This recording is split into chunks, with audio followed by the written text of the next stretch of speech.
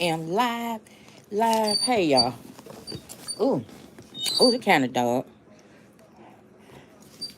But, let me do my thing.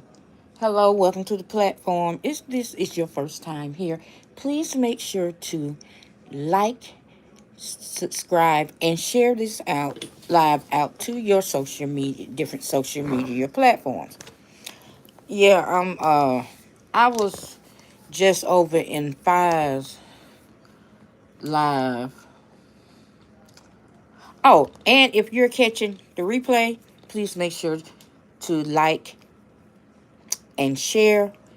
If you're new and catching this during the replay, well, first of all, welcome. Please subscribe. If you would like to leave a little love offering after this broadcast has ended, you can hit the little heart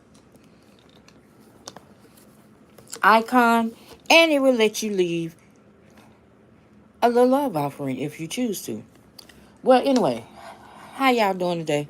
But like I was saying, I was just over in Five's live and she talking about the Monique and Hughley thing. And I've seen a couple of other people talk about this. And it just dawned on me. I'm going to tell y'all what happened. This is how it went down. They put the promoter got the lineup together for the comedy show. He was like, I need to add one more comedian. So he got in touch with DL Hughes. He told DL who was on the lineup. DL said no. Okay. So then he probably tried a couple more times. DL was probably still like, nah, that's okay. That's okay. Nah, I'ma pass. So what do? He gives he works the thing out with Monique's management, and her manager writes up this thing where she's gonna be the headline. She's gonna get the bigger purse. She gets the headline stuff. They write it up. She signed. Of course, she gonna sign it because Daddy did it. She signs it on March 28th. So probably somewhere around that time, DL said, DL Hughley told you in his response what happened. That when he said that about he had other opportunities to work. Oh, thank you. To work with Monique had passed him up. He probably his people probably got back in touch with the promoter and was like, look, okay, after we gave it some consideration, so we agreed to be on, to sign on to the concert. So what do the promoter do? He knows what DL expects when he's doing a show. And with that lineup, he was like, DL Hughley got this radio show, talk show, so people know him, so I'm going to make him the headliner. That's why the paperwork Monique got is dated March 28th. DL's is dated March 29th. Because when DL probably got in touch with the promoter and said, yeah, I'll be on there. I'll be on the show. I'll do it. Promoter was like, okay, DL is the headliner. DL gets to pick the lineup. DL goes on last. Because somebody made a point to say, welcome if you're just coming in, to make a point that if, for one, she was supposed to went on at 8:40. She got there at 8:38. Like they said, you're trying to slow walk the show, making these people desperate and thinking you was just going to get them to put D.L. Hughley on and then you come in last. Didn't work that way. If your contract stated that you was supposed to be the closer. And that contract, then that one right. Oh, excuse me. Why you go on stage? Why you still go and perform? You want to know why? Because you would have been in breach of contract. That lets me know that the contract you signed to get your money said that you was going to go on second to last. I'm just saying. Because if somebody signs something on the 28th and then they get with somebody else and do and agree and make the agreement with them on the 29th, you got bumped, boo. That's what it is. You got bumped because right now DL is hotter. DL got that corporate money. That's what DL got. Welcome, y'all. This is an impromptu live. I didn't plan on going live, but this just came to me. That's how that shit worked out. DL, they finally let Monique was probably the headliner until DL said, okay, I'll do it. And what did the promoter see? Them extra dollars, because DL was going to bring in the extra money. And so now we hear Monique all hurt in her feelings. And, you talking about this man on stage, his wife sucking the coward's peen. And from what I understand, that man mama was in the audience that night. So you talking about that this in front of this man mama. Then you pull some stuff up from where he was talking about a situation that happened with his youngest daughter, DJ Lucci, from years ago. What that had to do with the fact that you couldn't go last and you won the headliner, I don't know. It looked like that's something you need to take up with your management, which is who's your management again? Oh yeah, that's right, Daddy. But you said what you said, DL said what he said. You still picking at DL. Meanwhile, Corey Holcomb dog walked your ass for 10-15 minutes. And the only thing you got to say about Corey is, well, Corey, don't hurry. Get yours, boo. Get yours. Nah, where all that vitriol and badassness that you got for D.L. Hughley for Corey Holcomb? This motherfucker that said you got a rhinoceros head and all kind of shit. He dog walked Monique's ass. And that's the only thing she had to say. Curry's gonna be Curry. Gonna get your girl.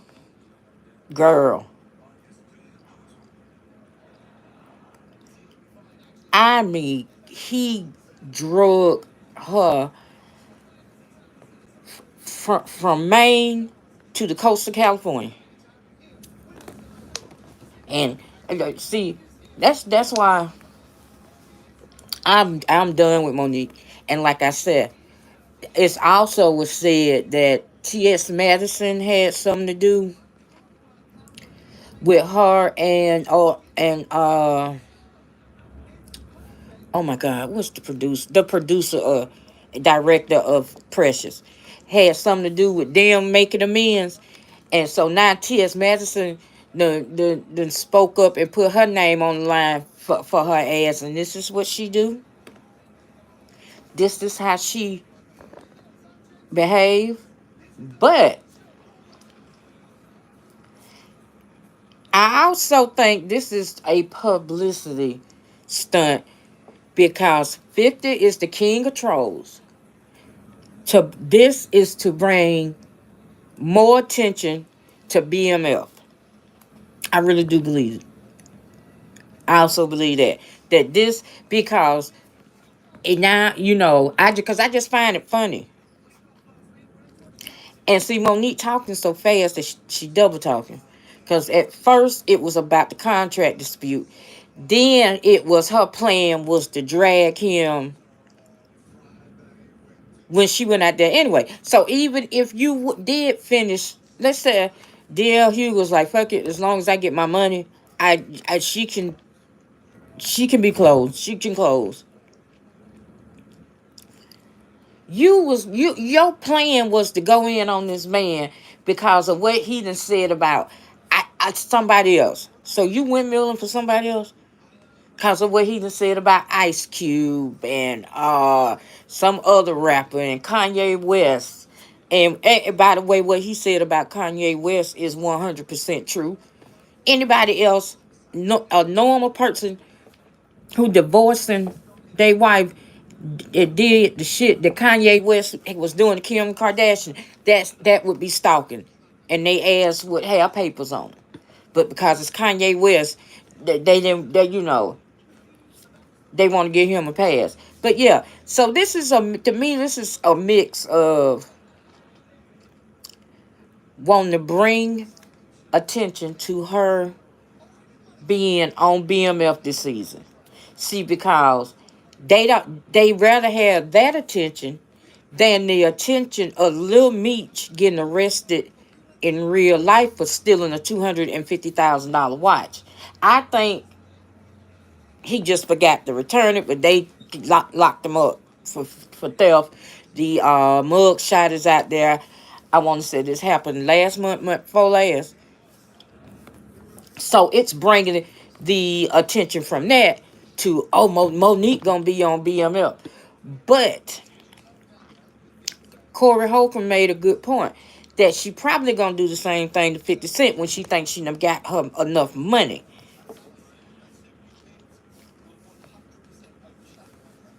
But yeah, I was like, when I heard, like I said, when I first heard it, I was like, not again. And then when she brought that man's daughter into it, and then I liked the way D.L. Hughley's oldest daughter addressed her. Hey, the Hughley's, we good over here. Now, if you want to meet up and talk face to face about this, get in contact with me. I'll give you my address. But what she want to do, how she do it, I would love to sit and talk with your family. I'm paraphrasing. You set it up where you and your family and me and my husband could come on your father's show and discuss it. No. No. I'm gonna tell you what Monique and Daddy remind me of. Chasing Atlanta. What's her name? Damn. That nigga Wayne and old girl. And he be showing up places. You supposed to be the manager. For one, you shouldn't even be on camera. I'm sorry. I'm sorry. If you management, how you managing and you busy want to be on camera every time I'm on camera? What was that? What was that? Is that baby name? Because his name is Wayne the Pain. That's who Daddy remind me of. And evidently, it's out rumors out there while you trying to say and make fun of DL's name, and it's something else. Hold that thought. And she got to realize, yeah, you from Baltimore. Okay, your husband call himself throwing digs because we're all proud of how because you dropped out of school and got your GED and left and quit and a former gang member, and you're never a former gang member. For one, you can be an inactive gang member, but them ties and connections still there, and that's all I'm gonna say about that. That's all I got to say about that.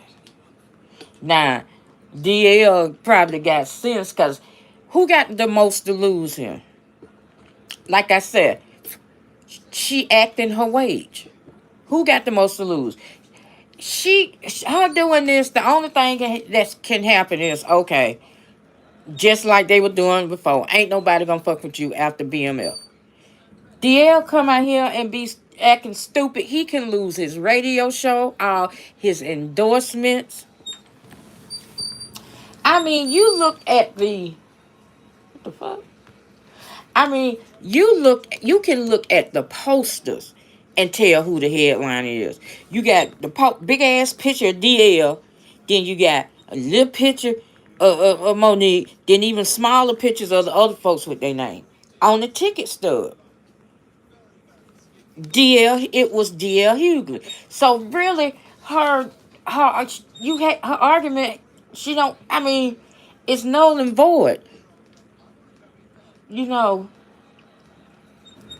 But yeah, if y'all get a chance, if you Google Corey Holcomb and that damn response, well, what he had to say about the situation will come up.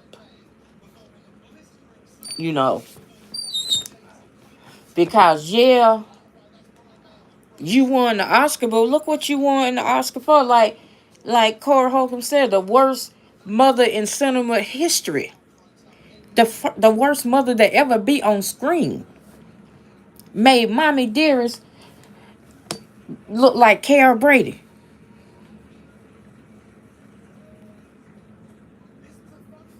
That's what you and a.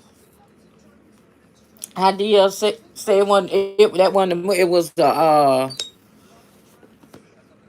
it was a documentary because see you ain't healed because you still got feelings about what happened with your family and Monique, go to her Instagram because I started to do this live on Instagram, but I was like, nah, I don't feel like doing that. But yeah, she needs to let it go. She needs to let it go. See, because what's gonna happen? 50 got bosses. 50 is not the be all end all when it comes to BMF and all his shows. He got bosses. And girlfriend, you could bet your bottom dollar that if the network say, look, we don't need this extra being drawn to the show. We already catching grief because they said we glorifying drug dealers. We don't need this extra negativity. Girl, yep. So she needs to get somewhere and sit down. And she needs to get her new management. I've never seen where a spouse acting as manager ever work out for the good. Ever. See, because the lines of manager spouse gets blurred, you know, because I would have had more respect and could have watched her responses on Instagram and she was sitting up there by herself. But this nigga here sitting up there like a Ike Turner. If y'all remember them old Ike and Tina Turner interviews, well, Tina would be talking and Ike be lurking in the background. That's what he looked like. And don't get me started on that daddy shit.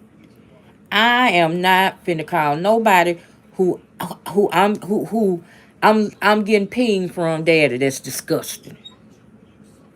Not daddy, not poppy, none of that shit. My last relationship ended partly because I wouldn't do that shit. Because to me that's sick. That shit is sick. Any man that want a woman who he's laying down giving ping to call him daddy. And especially if you got female, if you got a daughter, you got daughters. It's something wrong with you. There's something wrong with that. I look at you sideways. I ain't never did that. No.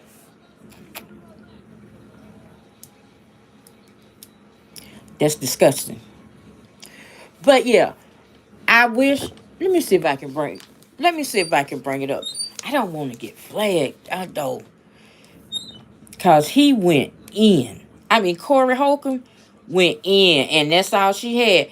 Oh, oh, you know how could get you, but get yours, baby, get yours. No, you didn't want their smoke from Corey Holcomb, and I don't care for Corey Holcomb because I don't care for his style of comedy, cause it puts me in the mind of kind of like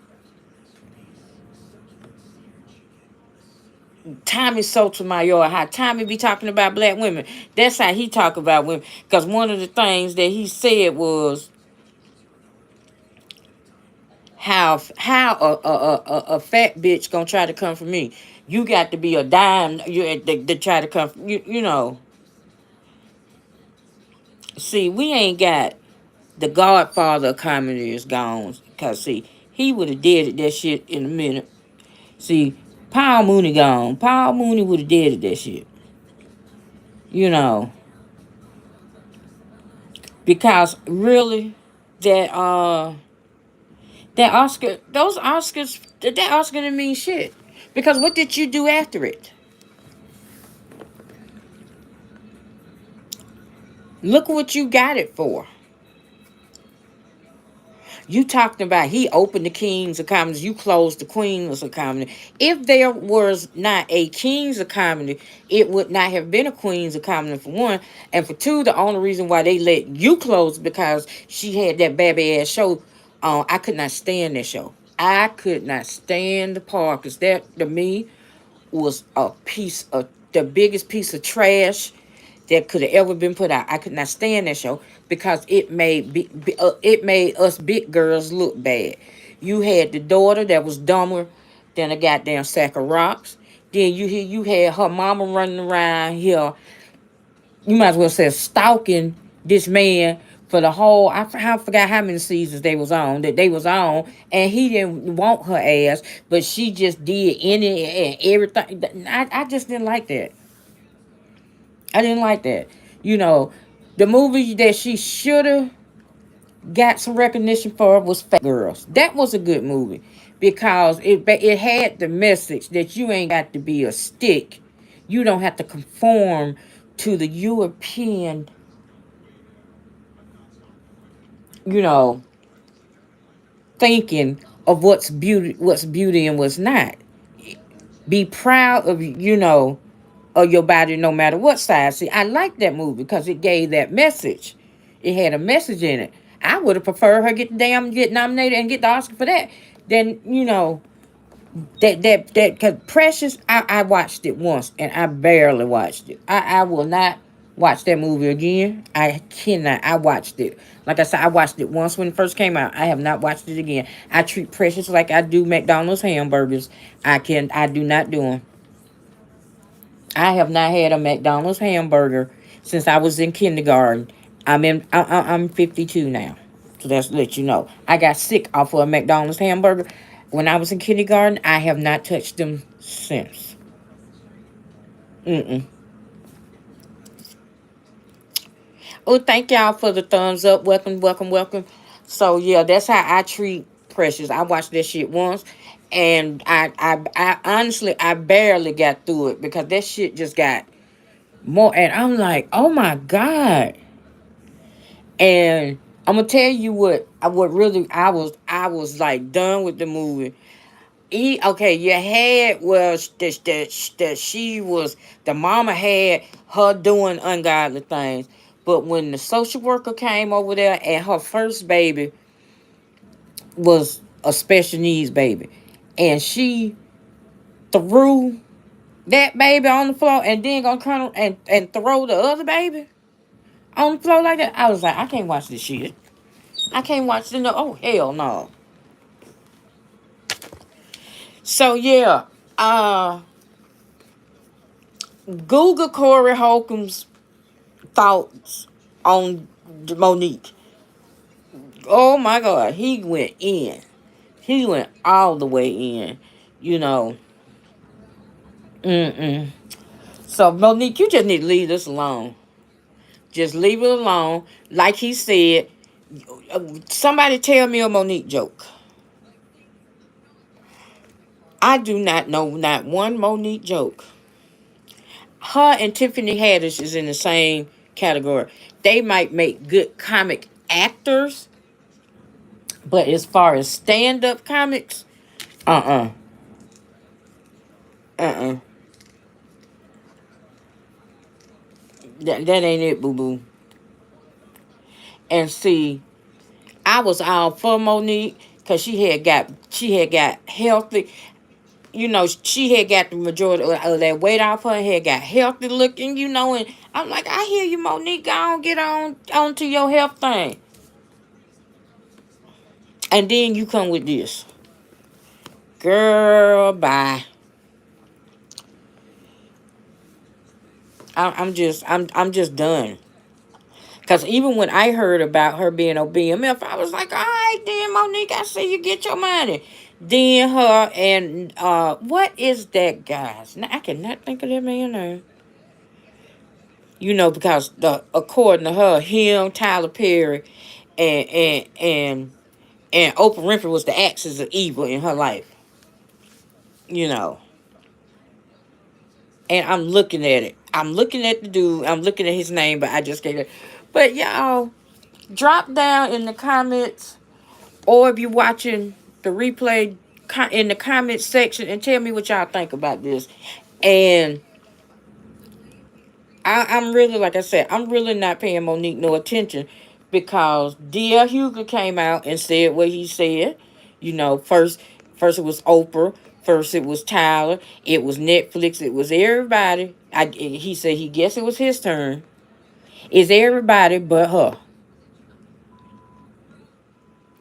And also, like I said, they probably tried to get DL to do that show first. DL said, nah, he looked at the lineup and they was talking about her hair. And DL told you what happened in his response. It's been times that they had tried to get him to work with her, and he said no. DL probably saw, was like, no.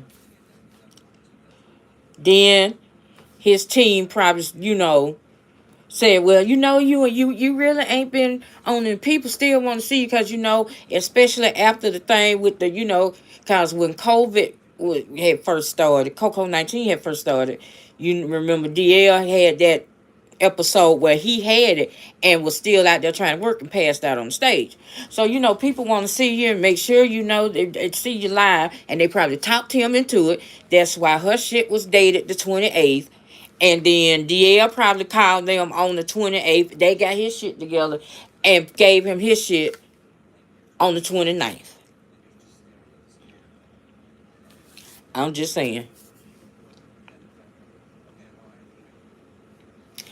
But yeah, anyway, if it did not interfere with if you got the same money you was gonna get when you thought you was gonna be the closer, what's the big deal? Because a lot of comments that Ricky Smiley have been like, we all, I'm with a roster of comments, and who gonna go this, who wanna go this, who wanna go, when you wanna go, cause it ain't gonna affect the money. The money gonna still be the same. And Earthquake then said it's been times where folks that came to him, when you want to go, and he's like, I'll go ahead and go first so I can get my money and get the hell on.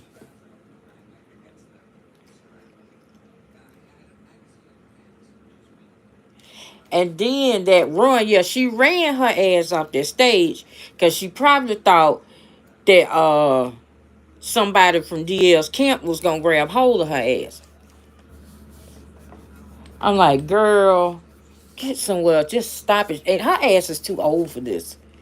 I commented that in Five's chat earlier tonight. Monique ass is too old for this.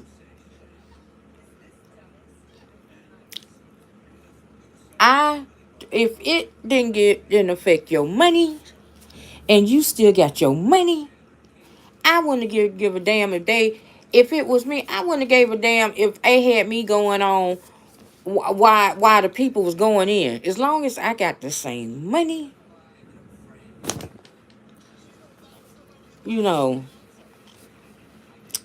But like I said, y'all. Oh, thank y'all for the thumbs up. Drop down in the comments and let me know what y'all think about this. And let me know what y'all think about what Corey Holcomb had to say. And see, Monique is out here playing crazy, but she ain't too crazy. Because like I said, for only thing she had to say about Corey Holcomb's commentary was, well, that's Corey. And do you, baby. Do you. And that's do you, baby. But back to DL. Nah, boo. See, DL Hughley wife is a good one. Because, see, if it had been, they have found her somewhere. Uh-huh. They have found her. And like I said, yeah, D.L. Hughley is a defunct gang member from out of Los Angeles. Back, so you know he was in it back when it was really, really some. And I can guarantee you, somebody on his security, in his entourage, is still connected. So Monique and Daddy want to get somewhere to sit down and shut the hell up. See, because now you done came for me. You done said this shit about my wife. My mama was in the audience. Now you fucking with my child. Mm-mm. Mm-mm. So we will see how this will go. And as long as they keep going with it, I will come on and get my click and my view and tell you what I feel about it. But thank y'all. Thank y'all for the thumbs up. Thank y'all if you're watching the replay. Thank you. I will be seeing y'all out here in these streets. Y'all take care. Good night. Smooches.